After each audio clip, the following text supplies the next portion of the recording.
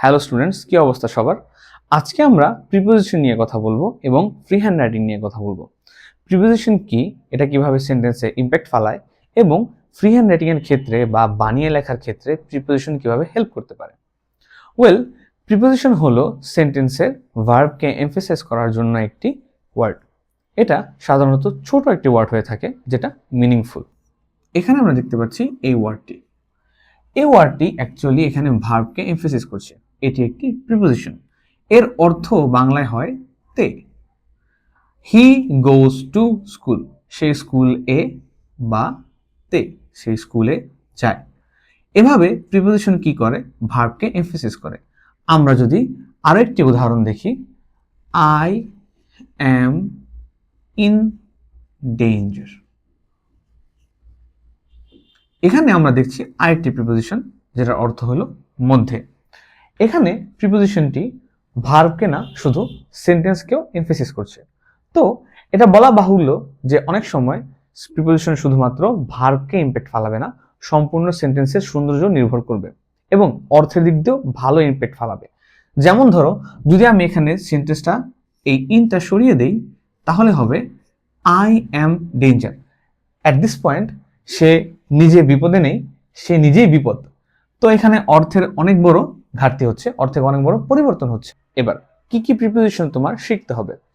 কিছু common preposition আসে যেটা আমরা সবসময় দেখতে পাই, in, to, on, at, for, of, from, about ইত্যাদি।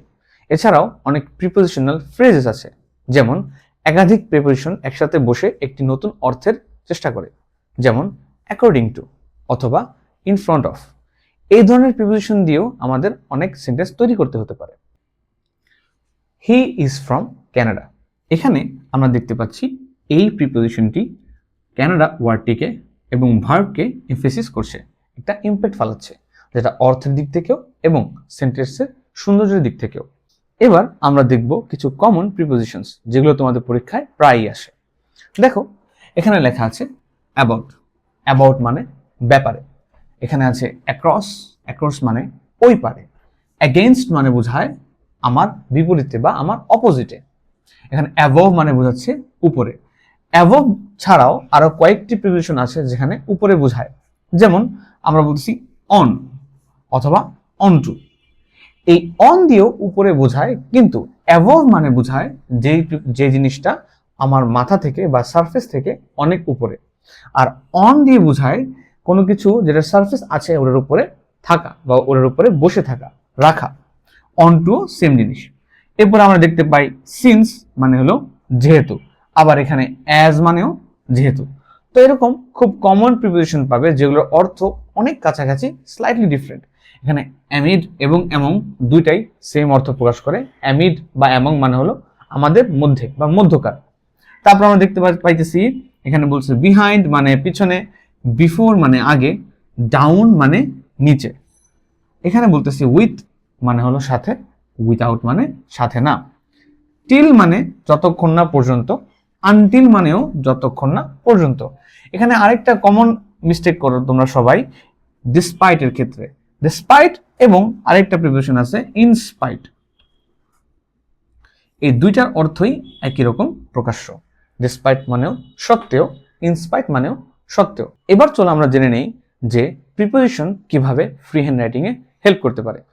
যখন তুমি কোনো বাক্য একটি প্রিপোজিশন দিয়ে লেখার চেষ্টা করবে, তখন তুমি ইমাজিনেশন করে অথবা ল্যাঙ্গুয়েজ বোঝার মাধ্যমে একটি বাক্য তৈরি করবে।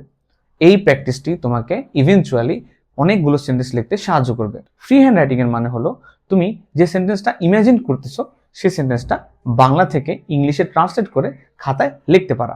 যখন তুমি প্রত্যেকটি প্রিপোজিশন দিয়ে একটি করে সেন্টেন্স লেখার চেষ্টা করবে বানিয়ে, তখন তোমার এই ল্যাঙ্গুয়েজ শেখার প্যাটার্নটা এমফেসিস হবে, ল্যাঙ্গুয়েজ শেখার ইন্টারেশনটা আরো গ্রো করবে।